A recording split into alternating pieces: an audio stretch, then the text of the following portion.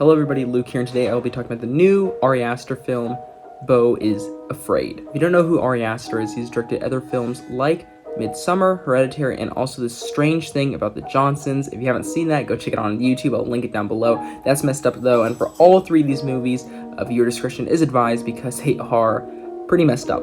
So today I'm here to review his new film, Beau is Afraid. Now, I came in with moderately high expectations. I loved his other movies, so I came in really wanting a lot and I was excited for this. It's his newest film in quite a few years. It's his longest film too. And I have to say, I'm a little indifferent about it. I wasn't too crazy about it, and I think for some people that may be the case, and for others, they may love it. It is a very split movie, so we are going to talk about it right now, and if you are interested, stay for the video. So the film is pretty much about this guy named Beau. He's this man who has anxiety, paranoia, he's super scared and timid, and he has to go visit his mom.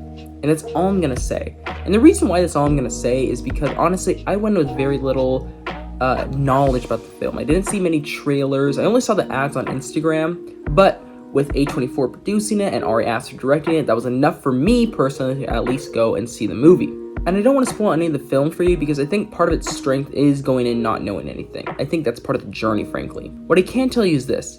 It is a very strange and absurd and weird but original movie. I will give it props for that. There's definitely a lot of passion that went into this movie. You can tell that Ari Aster and Joaquin Phoenix, who's the main actor who plays Beau, you can tell that both of them really wanted the best out of this movie and they put their heart into it, so you can give it that. And that kind of goes into this idea I like to think about when it comes to certain directors. For instance, Wes Anderson. Wes Anderson is one of my favorite directors, and he's known to have some of the best films I've seen. They're super colorful, they're super artsy, they have a look to them, which everybody likes.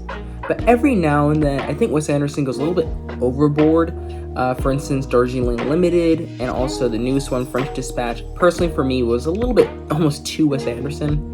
I found it to be almost like too deadpan, almost too much of his look, and not enough plot. But that happens from time to time. But the point is, though, is that whether you like it or not, you can at least admit that there was a lot of care that went into the movie. And I think that's the case with this.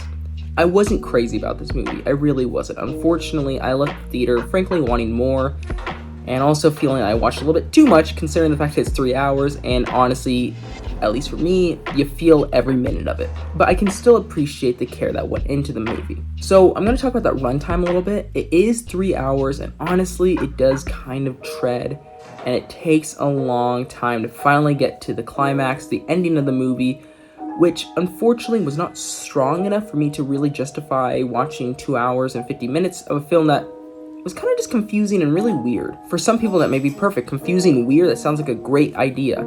And honestly, trust me, I love that too. I love it when a film leaves you kind of on the edge of your seat. You don't really know what's happening until the very end.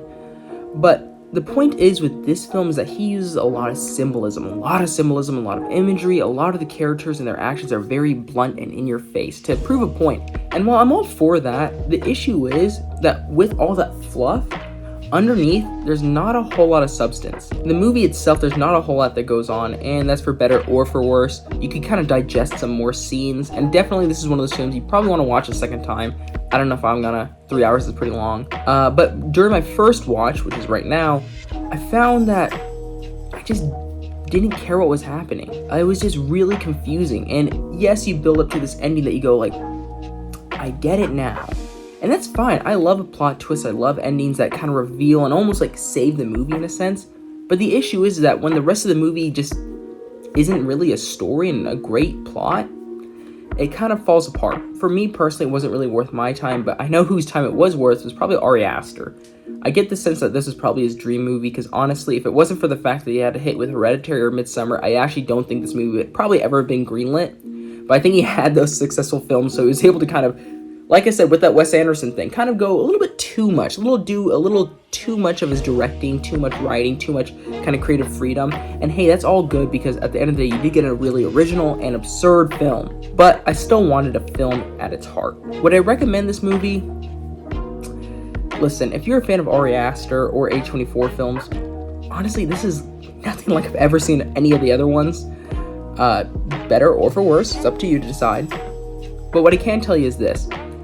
Is it worth the theater experience? Probably not. Maybe on like a Tuesday when it's like a cheaper ticket. I probably would say though, you could watch it at home, which is kind of nice because then you could pause it, go to the bathroom, get some snacks, and then you can kind of digest it at your own pace. I think that was one final issue I had with it when I left the theater was I understood it, but I felt that the whole time I was trying to really understand the symbolism and the imagery, and I couldn't even sit back and just watch the movie. Maybe that's on me. Maybe that's the reason why I felt there wasn't much of the story, is because I couldn't really focus on the story. If you do ever watch this movie, I do recommend just don't try to understand it. Just sit back. It's like a fever dream. It literally is like a fever dream. Just sit back, watch it, and then afterwards maybe look up a guide or kind of form your own thoughts about what you thought of it. I think this movie's good for like a film class if you really want to study it. It'd be a weird film to watch with your friends. Like, yo, do you want to watch Beau is Afraid? Nah, dude, come on, like watch John Wick or something. That's awesome. This movie was very long. The ending, the payoff was, it was kind of there. There was a lot of symbolism, and I don't regret watching it, but definitely, I think he does need to tone it back. Ari Aster, that is. I think he needs to tone it back a little bit and just focus on a good, solid horror movie. But hey, he was able to go crazy, and you gotta give him props for that. I hope you like this review. I'm trying not to be negative because this is my very first review on the channel, but that's just how I felt. But please let me know what you think of the movie. Seriously, I want to know, because I think this is the type of film that you want to discuss with your friends like right after watching and get different opinions about it. So I would love to know what you think. Until next time, like and subscribe. I'll see you next time.